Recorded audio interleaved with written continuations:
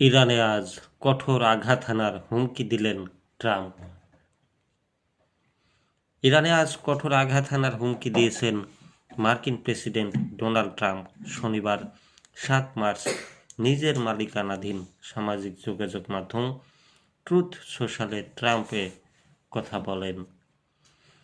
মার্কিন প্রেসিডেন্ট বলেন, ইরান মধ্যপ্রাচ্যে প্রতিবেশীদের কাছে ক্ষমা চেয়েছে এবং আত্মসমর্পণ করেছে, আর তাদের দিকে হামলা চালাবে না বলে প্রতিশ্রুতি দিয়েছে।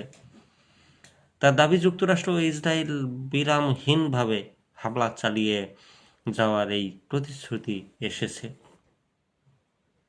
এর আগে আজ বিগত দিনগুলোতে হওয়া হামলার জন্য প্রতিবেশী দেশগুলোর কাছে দুঃখ প্রকাশ করেন ইরানের প্রেসিডেন্ট মাসুদ পেজেশকিয়ান বলেন, দেশটির অন্তর্বর্তী নেতৃত্ব গতকাল শুক্রবার সিদ্ধান্ত নিয়েছে প্রতিবেশী দেশগুলো থেকে ইরানের উপর হামলা না হলে সেসব দেশে আর কোনো আক্রমণ চালানো হবে না।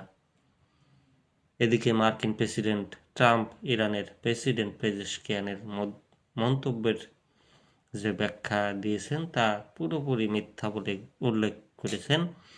ইরানের চিন্তন প্রতিষ্ঠান ডিপ্লো হাউসের পরিচালক বিশ্লেষক হামিদ রেজা গোলাম জাদে। তিনি বলেন, পেজেশকিয়ানের মন্তব্যকে আত্মসমর্পণ হিসেবে ট্রাম্পের ব্যাখ্যা পুরোপুরি মিথ্যা। বিশ্লেষক হামিদ রেজা বলেন, ইরান তার প্রতিবেশীদের কাছে অনুরোধ করছে তারা যেন আমেরিকা বা ইসরায়েলকে সহযোগিতা না করে এবং তাদের ভূমি বা আকাশসীমা ব্যবহার করে ইরানের উপর আক্রমণ করতে না দেয়।